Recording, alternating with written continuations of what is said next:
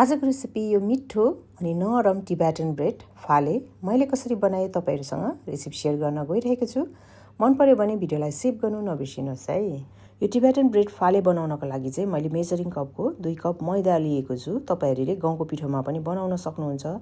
त्यसमा मैले ठुलो चम्चीको 1 चम्ची यीस्ट राखे, ठुलो चम्चीको 2 चम्ची चिनी र थोरै यहाँ नुन पनि राखेको छु र ठुलो चम्चीको 2 चम्ची घिउ राखेर चाहिँ अब मज्जाले यसलाई मिक्स गर्दै छु। पिठोलाई मुस्नको लागि मैले मनतातो पानी लिएको छु र थोरै पानी राखेर चाहिँ नरम डो रेडी गरेको छु।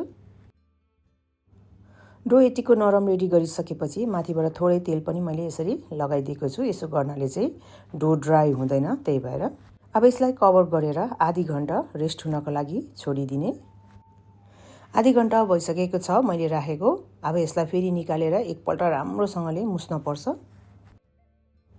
राम्रोसँगले मुसिसकेपछि अब फाले कत्रो बनाउनु मन परेको छ त्यही साइजको डल्ला काटेर रेडी गर्नु होला। मैले चाहिँ ठुलो पनि हैन तर सारै सानो पनि हैन, टिकटिकैको रेडी गरेको छु ल यतिको। अब यसलाई मैले कभर गरेर एउटा प्लेटमा राखे र अब एक एकवटा डल्ला लिँदै यसलाई म बेल्छु। पहिला हल्का पिठोले डस्ट गर्ने, त्यहाँदेखि चाहिँ अब तपाईहरुलाई कत्रो साइजको चाहिएको छ त्यही अनुसार बेलेर रेडी गर्नुपर्छ।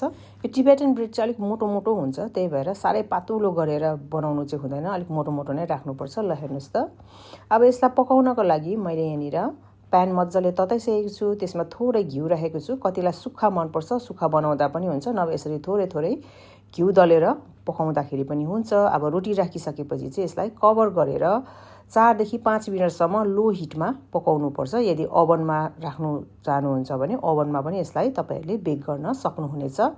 र अर्कोपटि यसरी फ्लिप गरिसकेपछि पनि फेरि कभर गरेर पकाउनु होला। दुई साइड राम्रोसँगले पाकेपछि ल हेर्नुस् त, पर्फेक्ट, हेर्दै कति खाउँ लाग्दो बनेको छ रोटी। एकदमै नरम हुन्छ अनि एकदमै मिठो। अब सबै रोटीहरु तपाईहरुले यसरी पहिला पकाएर रेडी गर्नु होला। यदि तपाईहरुले अलिकति सानो सानो बनाउनु भएको छ भने चाहिँ प्यानमा दुईटा पनि आँट्छ, नभए ठुलो छ भने चाहिँ एउटा मात्रै हुन्छ। र मैले अब सबै रोटीलाई चाहिँ पकाइसकेपछि यो मिठो आलुदमसँग सर्भ गरेको छु। Thank you so much for watching.